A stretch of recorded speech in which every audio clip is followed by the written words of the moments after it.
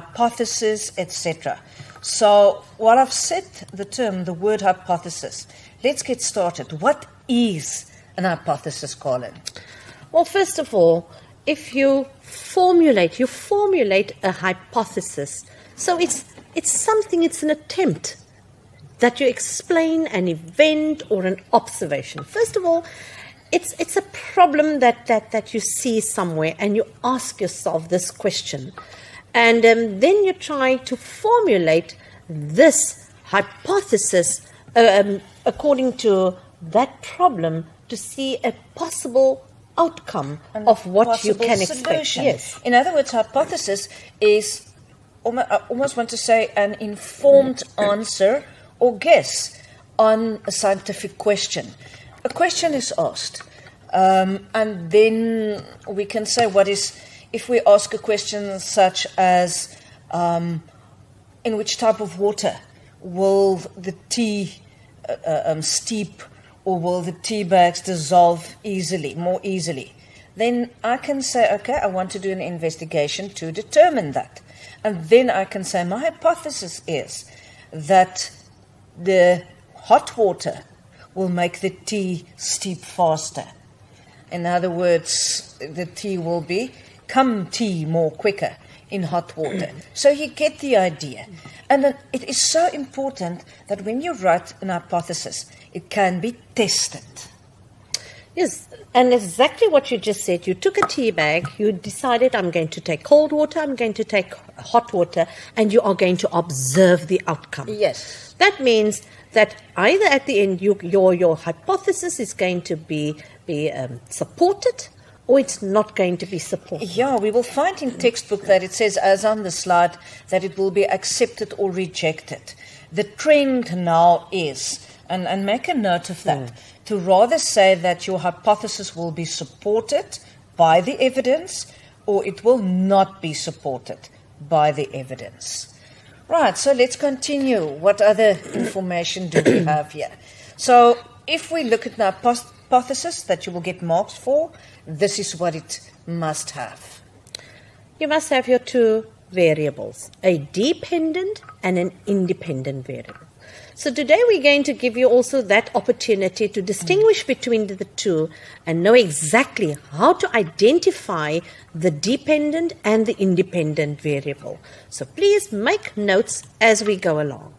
Yes, we've only got about 10 minutes to talk about this. So unfortunately, we might have to rush a little, but please make your notes and you've got your hand out. So you've said, Colin, that the hypothesis must have two variables, dependent and independent. And you must state the relationship between the two. In other words, it's like cause and effect, right? Your independent variable will result in then your dependent variable. And when you say there's a relationship between your two variables, that is either there will be let's make a simple example and say there will be if the one, that's now the cause. Say, for instance, we take water, the amount of water. If you say more water will allow seeds to grow faster or higher, because how do you, remember it must be testable. So your result that you want to look at should be that we can measure it at least, or observe and measure, for instance. So that is what you must always look at at what and how to state that your two variables. Now, before we get to those variables, it is very important that we have controlled or fixed variables. These are the things that we keep the same throughout our investigation, so that we can say the results of our experimentation, our investigation, are valid. In other words, it is believable. There was no influence from the side that can do something. In other words, if we say, what is the factor that will cause seedlings to grow faster? Do we give a lot of water or do we give little water? Those seedlings must all grow in the same type of soil. Because some soils may be more conducive to growth of seedling, it might contain more nutrients. They will all have to grow in the same type of soil, in the same size container, with the same sunlight, with the same temperature. But also important, Lorraine, the same amount of seeds. The same number of seeds. You can't say, okay, these grew faster, look at the lot. And then you planted 50 seeds, but only 5 seeds here. Oh, no, only 5. So I think you get the picture. It is so important that these fixed variables will ensure the validity of the investigation. Yeah, and we will get to that word again, that term. Yeah. Let's go back to our independent variable. Which one is then the independent variable? Now, that is the factor that we want to investigate. Now, like any other investigation that we have, there's a normal procedure that we follow. And that is why we say we're busy now with an scientific investigation. So we're taking a procedure that is a recipe that we work according to, and we change it into something that we can investigate and observe changes. So the independent variable is the one that you decide to manipulate to change. In other words, you decide, am I going to give the seedlings 10 milliliter of water, or 5 milliliters, or 2 milliliters? And the dependent variable then, Colin, is? That is normally, yeah. It shows us, it refers to the effect that 10 milliliter or 5 milliliter or 2 milliliters water had on the seedlings, the growth of the seedlings. So there we have, this the effect of your independent, the one that we can measure at the end of the day. If we want to see how many seeds eventually have germinated, then we can say we started off planting 20 seeds, and with 2 milliliters of water, only 2 seeds germinated. And then we can say with the 10 milliliters of water, we saw 12 seeds germinated. So it's something that is measurable. You can count, you can either, or when it starts growing, which one will grow faster. You can measure the height of the stems as they come and grow above the soil. So that is your dependent, the one that you observe, the one that you want to measure, that is your dependent variable. Right. And at this stage, we would ask you to please ask your questions if it refers to the work that we're busy with. I can see there's somebody either from George or called George logged in. I can see Matthew Guniwe School, welcome everybody, and then 2 others without names. But please tell us and your questions, ask your questions. If it is relevant to what we're doing, we will happily answer your questions for you. There's a very important note that you made there. And Lorraine, I think you should emphasize that, please, because year after year, when we mark, we see that children don't follow this one. Somewhere in the question that you will get at the end of the year, and also in the June exam, and also in the September exams, you will get a question on a scientific investigation. And they might tell you something like a group of scientists decided to investigate, or a learner wanted to find out, That is the aim of your investigation. In other words, what are you going to do? What are they going to investigate? An aim starts with to determine, to find out, etc. And from that aim, you can formulate your hypothesis. From that aim, you can identify your independent variable as well as your dependent variable. So go and look for the aim of the investigation. And I promise you that because both Colin and I mark matric papers at the end of the year, the memorandum will always take the hypothesis and those 2 variables from the aim of the investigation. And then something else, and Colin, we will get to that later too when we do the questions, is that I cannot... there was one year a question about which type of chicken grows faster. The one that was grown to give more meat, or the one that was bred to give more eggs per day. And now I can't look at them and say, this one is growing faster, that one is growing faster. So I can only put them on scales. So the mass is an indication of the growth. It is how we measure the dependent variable. But I think we'll get back to that again. Right, you said we were going to talk about reliability again. Yes, you touched on the validity part quite well, but I think we'll do it again. Yes, we must. So, reliability, and I emphasize the R of the reliability. Roll the R for reliability. Yes, I have to do. So, what makes it more reliable?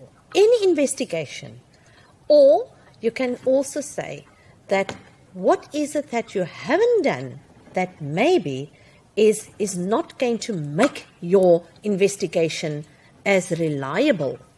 And reliability means that the results that you get, if you do it more than once, that means if you repeat, and that is why I emphasize the. So when they ask you, how can you increase your reliability? Remember, you can repeat the investigation. But also depending on, we spoke about something earlier, but maybe when we get to that question, we can refer to that. Remember, there are certain things that you can repeat, but there are certain circumstances that you can't repeat. Just to explain to them, I'm just over 1.5 meters tall. I'm not going to give my age, but if you have to give an investigation about women, how tall women of my age are, and you just look at me, you will say, okay, 154 centimeters, and that's it. But if you look at, Colin is a bit younger than I am, but if you look at other women of my age, you will find that there might be women of 2 meters and there might be women even shorter. And the more women of my age you look at, you will find that there is a huge variety, so that you can get an average, which will be much more reliable than just looking at me. It might be a stupid little example, but I think you get the idea. But in your little handout there, you can see there's an answer, possible answers that you can give when they ask you, how can we, for instance, improve the reliability of an investigation? First of all, repeat. And then, of course, whatever the amount you're taking to test, increase that sample size. Good. Sometimes they don't understand the word sample size. It is how many am I using? Like I said, instead of using 20 beans in our investigation, now we can increase it to 40 beans for each. So it is repeat, but also increase your sample size. And here you come to your validity again, Lorraine. Yeah. In other words, people want to know, but did you do this in a way that these results can be trusted? It's not just doing it the correct way and taking a big group where we improve our reliability of our results. It's also, this is about how we did the investigation. Was the amount of water added to the seeds the only factor that caused the seeds to germinate? Remember I said in the beginning it must be in the same type of soil, in the same amount of soil, the same number of seeds in each of the containers with the different volumes of water. In other words, whoever reads my report, about my investigation, wants to know that nothing else influenced this investigation. In other words, that when I said it was the amount of water that caused different numbers of seeds to germinate, whoever reads my report can believe, yes, it actually was the amount of water and nothing else. And that is important for a scientific investigation, because now people can believe and they can go further and they can test more aspects because they already know what the influence of water is. And as you see there, all the factors that you must control or keep the same, except the variable, and you've listened to Lorraine what she said, the different amounts of water that was not kept the same. So that is the factor that we were actually investigating. In other words, if we want to know whether the soil types have an influence, then we give equal amounts of water, but different soil types. We only test one factor at a time, only one independent variable at a time. And there's a possible answers on your notes there. You can see which factors might have decreased the validity of an investigation, and that is some factors. And look at the question and name those things in the question that you can see that should have been kept or be controlled, that was maybe not controlled. So that could have decreased the validity if those things were not kept fixed and or controlled. And you know, Colin, it is so important when they get to questions. They will tell them that the scientist went out to count the birds at 7 o'clock in the morning. And they counted the birds by standing on the hilltop and seeing how many birds flew past. I'm just grabbing here random examples. Now they ask you which factors are your constant factors. Then you must say they went to measure. You can't say the time. What about the time? They counted the birds at the same time every day. The method. Now, what about the method? They counted the birds in the same way, with the same method.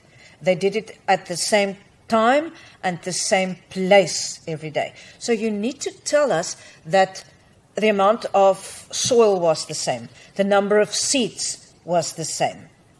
Do you understand? You can't just say seeds, soil. You have to give an explanation. Sometimes you have to mention in a sentence. If they say mention, it doesn't only mean a word always. Good.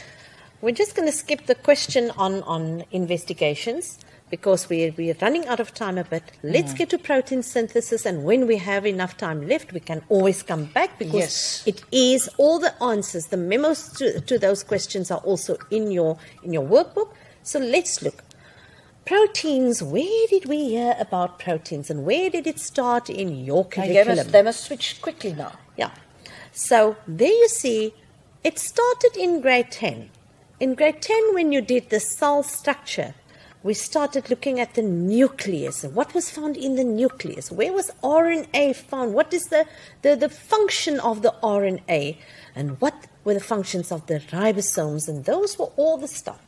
And then additional to that, you also started when you did organic substances, because there you learn that the monomeres of proteins are amino acids. So all the little things that we need to understand protein synthesis started in grade 10. And they even did it in primary school. And I've just finished talking about the cell with my grade 9s. So yes, they should know all these basic things by now.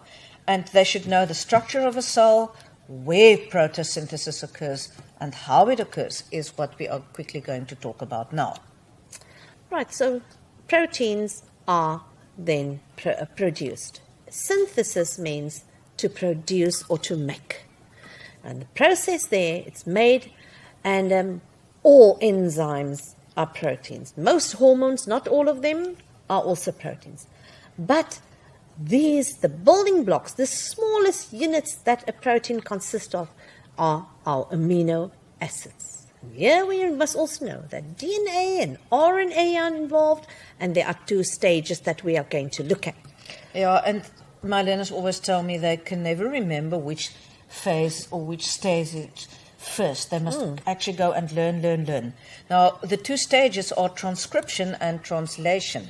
And if you think transcription means to write over, and translation, if you look at the literally meaning, that is to take from one form to the other.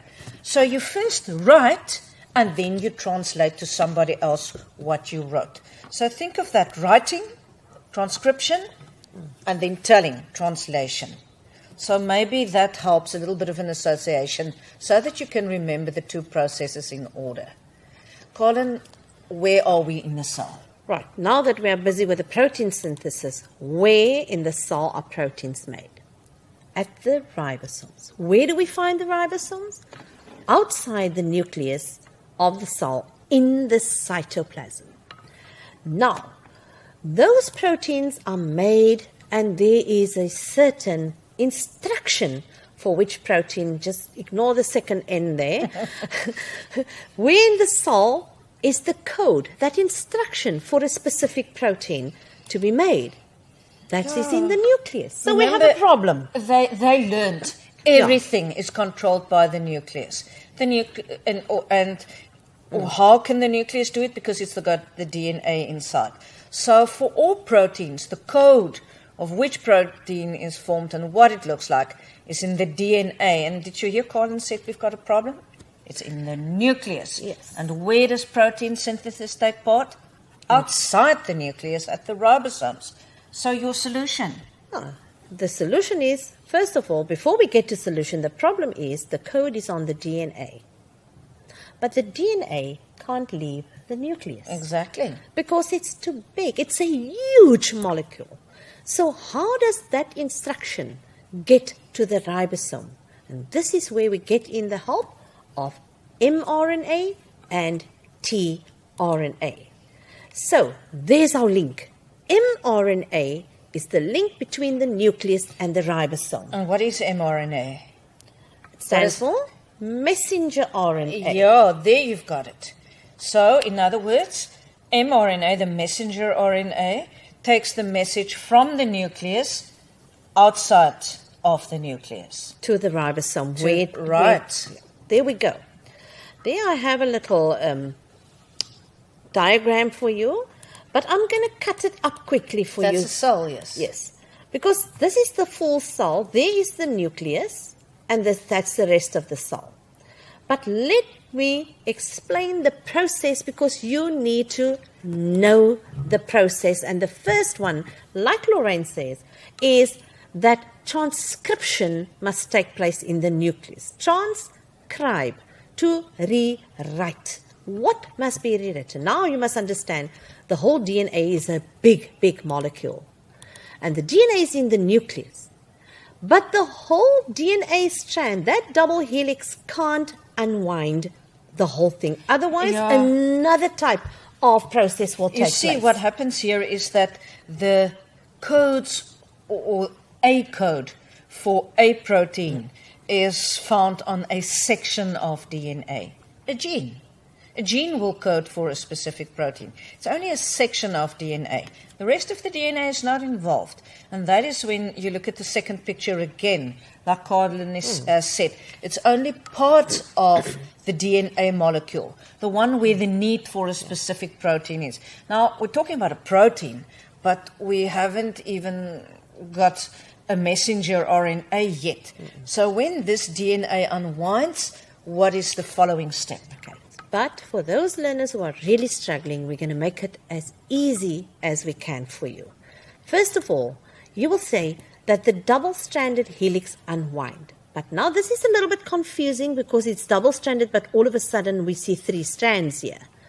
Don't look at that. There's the outside line of the one strand, and there's the other strand of DNA. That is the mRNA that must write the code. But now look what they say. It unzips. Can you see it opens up? And the 2 strands, they separate. But you can see there's only one strand of M or messenger RNA because only one of the 2 strands, that strand is not being used. Only the bottom one is used as a template. And the template is the code. And mRNA, can you see, has now written the code from the DNA. That is the mRNA, and here we have enlarged it. In other words, what you're saying here is that the one strand of DNA acts as a template for the formation of a section of mRNA. Good. So now you must be able to describe how is mRNA formed.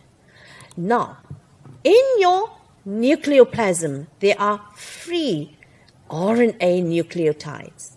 So these free RNA nucleotides come, and according to the DNA, now if there's our RNA, you can see every 3 bases form a codon.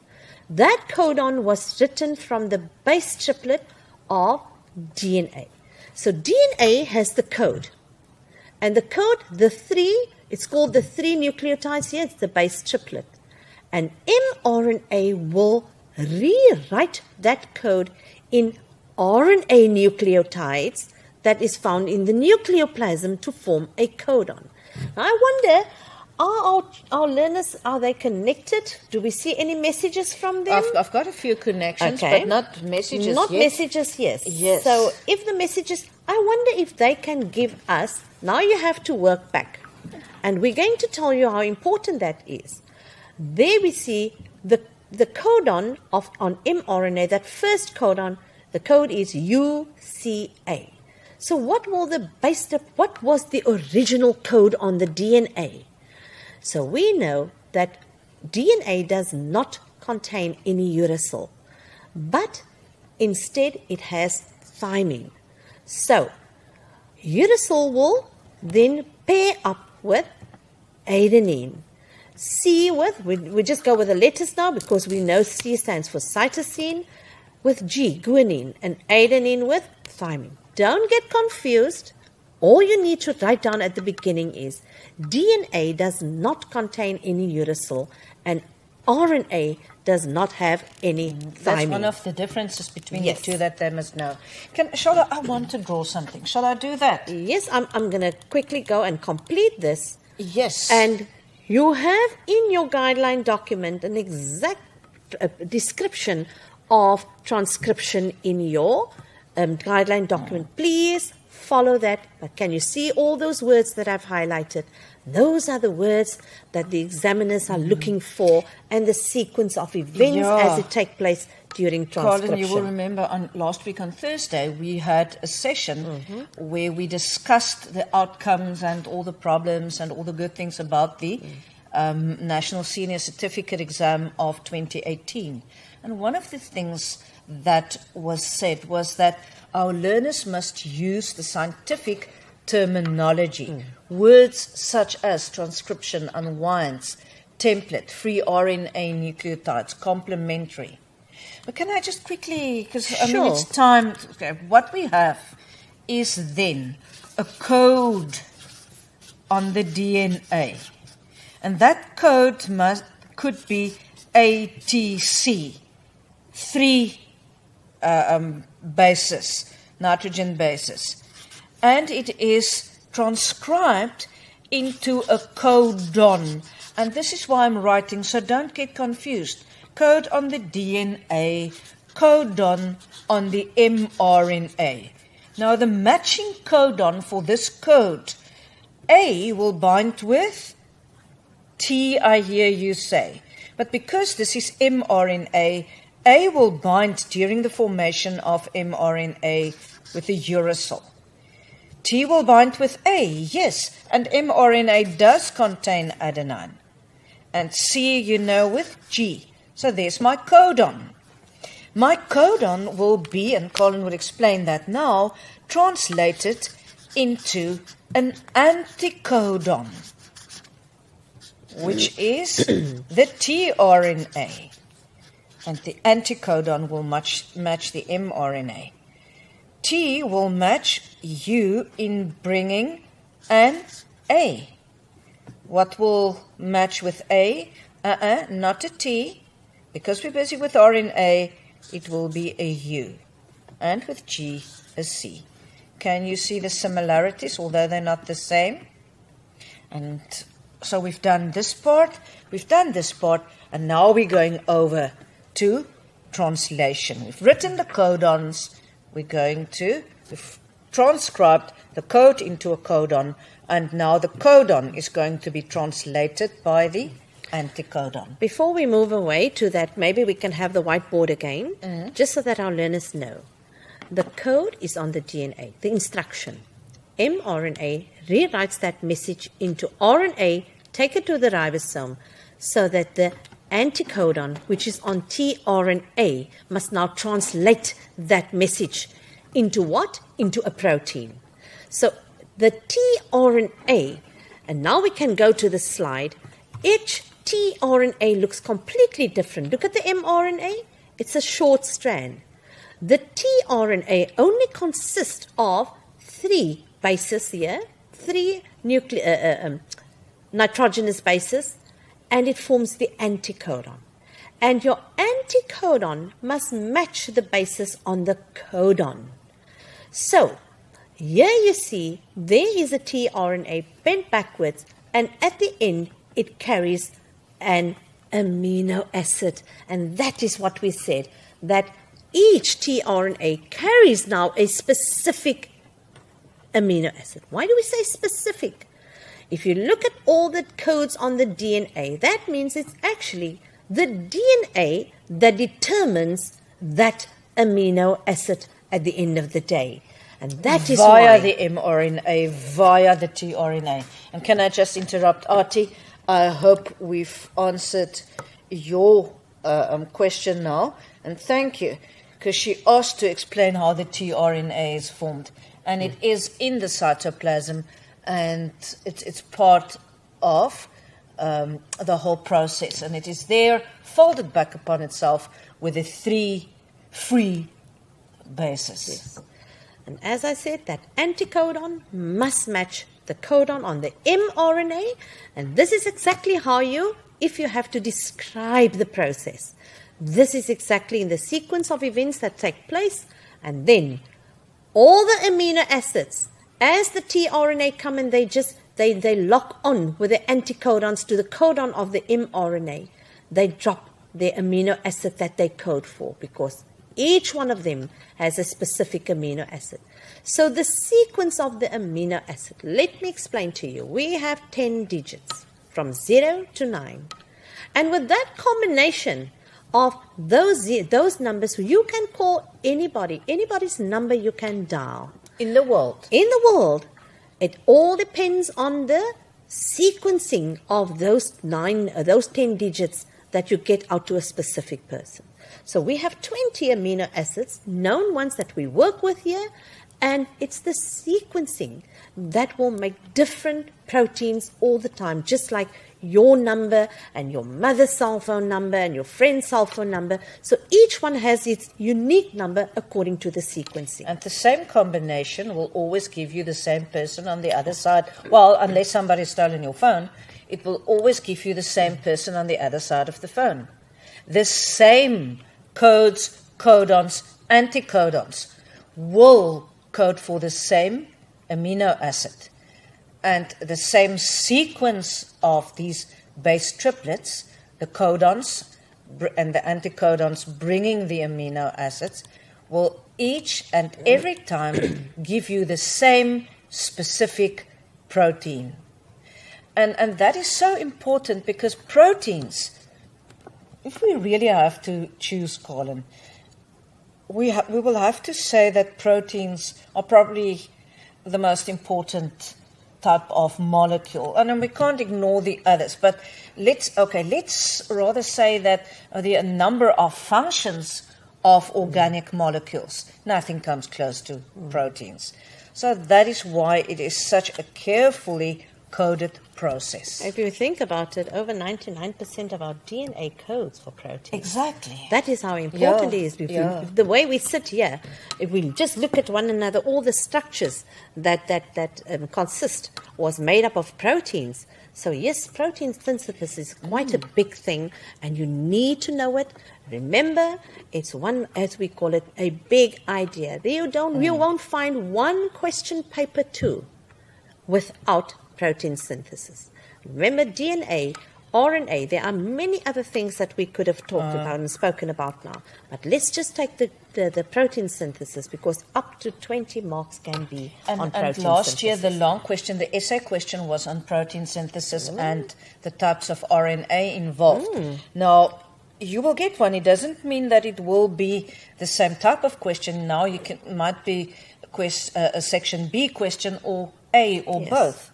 Can I just go back, and while we have 2 seconds before we start with the next one, Tabile asks, how are the 2 strands of DNA held? And I assume, Tabile, you want to know how they are held together. And remember, we said they are held together, the 2 strands of DNA, those nitrogen bases, by weak hydrogen bonds, which is really rather a force of attraction. That is why it's so easily broken during DNA replication or during transcription. Colin, can I just... Yes, while you look at all the questions coming through, let me just look at the slide again to end of translation. And as the amino acids, as they attach to one another, they are attached to one another. And please, you have just spoken about a bond, the hydrogen bond that keeps the two nitrogenous bases, for instance, together. But this is also an important bond that appears in most question papers, and that is those amino acids that they are, maybe they stick together, but they bond by means of a peptide bond. Know that bond as well. Don't get confused. So the sequence is determined. First, the code was on the DNA. The mRNA rewrote that code, brought the message to the ribosome, and that sequence of the amino acids is then determined by the codons on our mRNA. And as the tRNA brings them to the mRNA, they attach and form this polypeptide until the protein is completed. Once again, that second stage that is in the cytoplasm outside of the nucleus, it's also in your guideline document. Go through it. Look in the mind the gap. There is a beautiful diagram. Those that I've cut up into smaller pieces for you, there's a full screen for you and on how it looks. Go through the mind the gap. Look on the WCED's webpage for matric help and assistance, and you will find many resources that you can make use of. Right, the questions that we have on the section that we just did. Sia Bolele from Noorderpool asked, why is it that the DNA has the same sequence, but at the end, the amino acids, they are not the same? Remember, you've got billions, literally, billions of nucleotides on one DNA. This section codes for that sequence of amino acids. This section for that type of protein with its amino acids. So that is not a problem. To give them an indication of how big the gene, how big the gene is on the DNA, your smallest protein consists of at least 50 amino acids. Now, if on the DNA, the base triplet consists of 3 nucleotides for one amino acid that codes for one amino acid. That means if the protein consists of 50 amino acids, that means there must be 3 times 50 nucleotides that eventually, that is how long that strand is. So 150 nucleotides, that will be the shortest strand of the gene that will code for the smallest protein. Okay, let my friend just hang on for a moment. There's a question from Crestway about could we explain translation again. Unfortunately, we don't have time, but make sure that you have the handout from the department for the telematics. And if your teacher does not have it yet, he or she should contact the subject advisor, and it will be provided. What's the difference between peptide and hydrogen bonds? Peptide bonds is a chemical bond that holds the amino acids together, where they bind by means of peptide bonds to form the protein. A hydrogen bond is the force of attraction between the nitrogen bases of the 2 strands of a DNA. And there was one last one that I wanted... While you look, let me just explain to you, these bonds don't just break or attach. They are all controlled by enzymes. And the names of the enzymes you don't have to know. Just that you know that it is controlled by enzymes, please. Yeah, and then, as I've said, we've had Percy Mandala, Nompumelelo, and there was a question for the accounting gentleman, so unfortunately we can't pay attention to that. But yes, how are anticodons formed? They are formed by chemical processes in the cytoplasm, and the process by which mRNA is formed is transcription. Tabile, you go and have a look. Transcription and translation. You need to know those names. You need to know the processes. And Colin, I'm going to shiz now so that you can start with our last part of the presentation, mutations. And if we have a little bit of time, we can still go back, but Yeah, we're but not let's going to just do promise that mutations. because you have your answers in your little workbooks. Let's just understand mutation. What is a mutation? You must be able to give a definition or define what a mutation is. Now, a mutation is very simply said, it's a mistake. So it is a change, and I'm only going to do with you, and we're only going to do with you, a gene mutation. Because when we are going to look at meiosis, we're going to look at a chromosome mutation. So, yeah, it's the only two that you have to know. Yes. A gene mutation and a chromosome mutation. So today it is the gene mutation, a change in the gene. And then when we talk about meiosis, it will be a change with the whole chromosome. So don't forget what we do today for when we come Yes. to meiosis. So please, if we say it's a change in the genetic composition, it only refers to a gene mutation. So, but what can that change be? That change is in the sequencing of the basis of a DNA. And our question to you is, when do you think, if DNA, or when will a change or a mistake in the sequence of the basis of DNA occur? And there's your answer. During DNA replication, any mistake can happen. During the transcription of DNA to mRNA that we've just done, there a mistake can also occur. And then when we get to meiosis, but know these things, during crossing over, during the prophase 1 of meiosis, and then we have external factors that can also cause. You see, the top 3 are genetic changes, but an effect of radiation can cause some cancer, a mutation, or heavy metal ions. And They say even stress, because cancer is caused by a mutation. Even if we live a very stressful life, it might cause, that is the theory, it might cause, or the hypothesis, a mutation, because it's still studied. Okay, so we are now looking at mutations. Now, a gene mutation is a change in the nucleotide sequence. We already said when it can happen. But what does it lead to? What is the result of a change in the nucleotide sequence? First of all, if DNA provides the code for protein, for a specific protein, and that code changes, that means that the protein that will be formed will either be a wrong protein or no protein at all might be formed. So that only a change in one of the bases can lead to a lot of disorders, well-known disorders that we know today. So yes, gene mutation, and then there are other mutations as the two of us sit here. And as they sit on that side, then there are so many mutations taking place and it has no effect. Mutations are happening while we speak. But most of these mutations have absolutely no effect on us. We will never know about them, but it's only every now and then that a mutation might have an effect. Who was first, the egg or the chicken?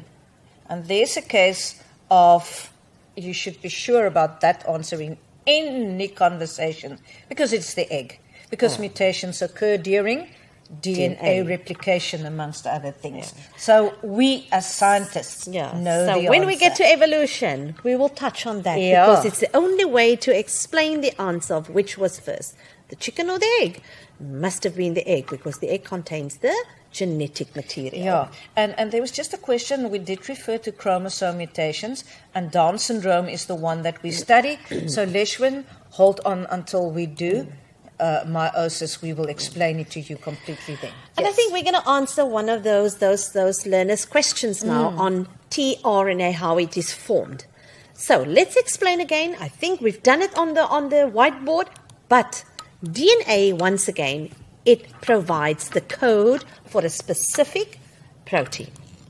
The mRNA must rewrite that code into a codon. And the tRNA that has a specific anticodon that matches the codon, but more importantly, it carries a certain amino acid.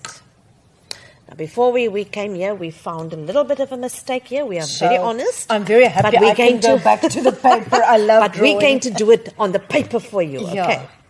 So let's give an example.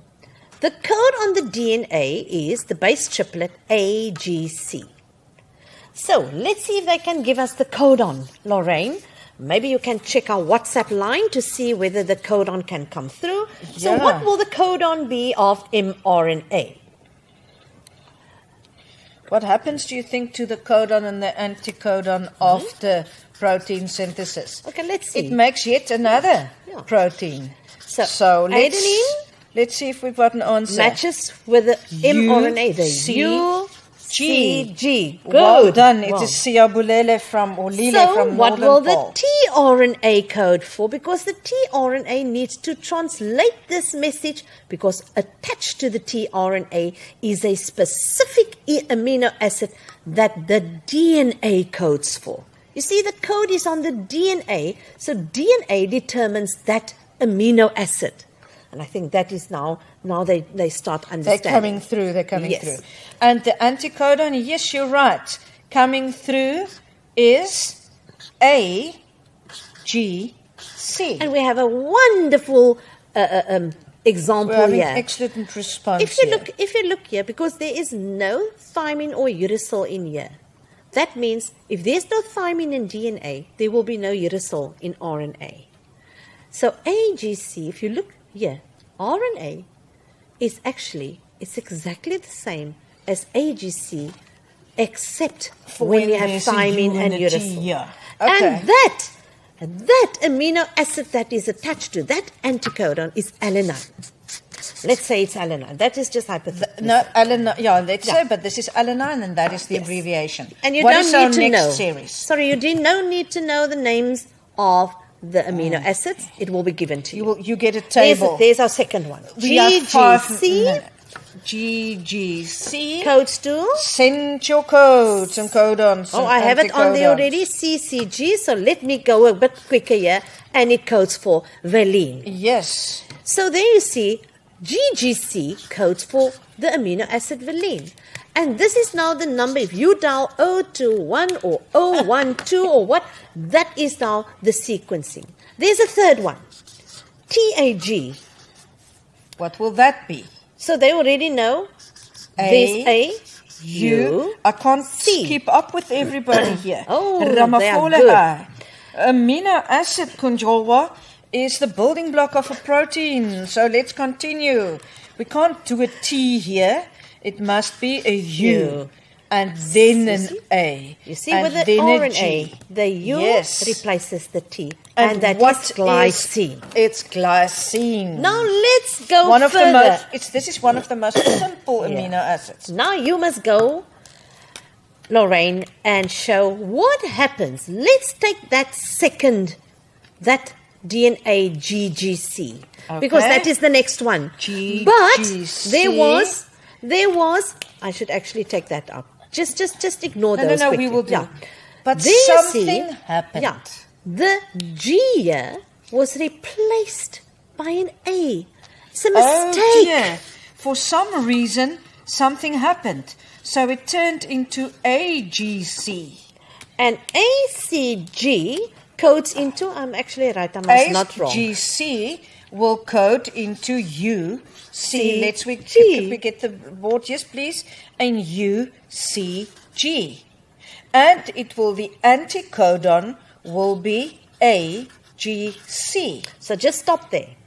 Because now, if that second one, GGC, was repeated as a fourth code, that means the amino acid was supposed to be valine. We would But have, because yes, sorry, the can I one- just say? Yeah. You can see Yeah. it would have been valine, but no, it's not going to be. It is going to be Alan. AGC. It is going to be alanine. And there you can see, instead of alanine, valine, glycine, valine protein, that is your protein. It is now a different protein. It is now alanine at the end. It's a totally different protein. And this protein can either be beneficial or it can cause a terrible genetic disease. And remember, you had in genetics, you have to learn about albinism and sex-linked diseases such as hemophilia, color blindness. You also might know about muscular dystrophy, etc., etc. And all of those caused by mutations. One letter, one base. It's a gene mutation. So I wonder if they can tell us, is that maybe clear to you all now, what a mutation does? So and there was also in one of the exams where they had to describe protein synthesis. And then, additional to that, you had to describe what the effect of a gene mutation would be on the process of photosynthesis. And we have just explained and showed you what the effect would be, because one nitrogenous base changes by mistake. It changes the whole protein. It can also be that a necessary protein, an essential protein that was supposed to have formed, have not been formed. For instance, hemophilia, that we will talk about later on. It is the lack of that protein that causes the blood to clot. Factor VIII, which is a protein that can help with blood clotting, they don't have it because they don't have the protein, because there was a mutation. And you see, it's not that simple. There's a gene mutation on the DNA, changing a specific code, changing a specific codon, changing the tRNA, the anticodon, changing the amino acid being picked up, changing the protein. And then you either have a harmful protein, or you have a protein that cannot be formed, or you have a protein that is useless, that has no specific function. However, sometimes a mutation is harmless, but in many cases a mutation can cause severe problems. It can be useful, though, in natural selection, and as Colin has said, we will refer to that later in the year. So let's just end off by saying, in your workbooks, you also have that little thing when you're answering questions with diagrams. There are certain things that you please need to be aware of. First of all, there's an introductory statement on the diagram. Read that. Underline each and every word. The first little word there is the action word of what the examiner asks of you. Is it list? Is it name? Is it describe? That's the most important one, because that will eventually determine why is it that you are allocated 1 mark or 2 marks for a specific question. But read that introductory statement. And then it will also tell you this is what that diagram is about. And you can look in the diagrams and all the questions in your handout, look through it, and then you must also study the diagram. If there are certain labels that you know that should be there, just write it down so that it can make more sense to you. And then look at all the questions. And that will then, and first of all, when you see a diagram, identify the topic. For instance, if you see DNA and you only see DNA nucleotides and there's nothing, no RNA, then you know it's replication and not transcription. And this is how you can identify. So important. Yes, I agree with the one person, there's no name connected to it, but who just sent me a message and said, thank you, enjoyed, but the time is so short. We love life sciences, so we can spend hours with you. But it's been a privilege to spend this 1 hour and talking a little bit about matters in the first term. And we hope to see you soon. And we have a few more topics. In the meanwhile, work hard. It will be worth your while when you get to the end of the year. So from us, Keep goodbye. well.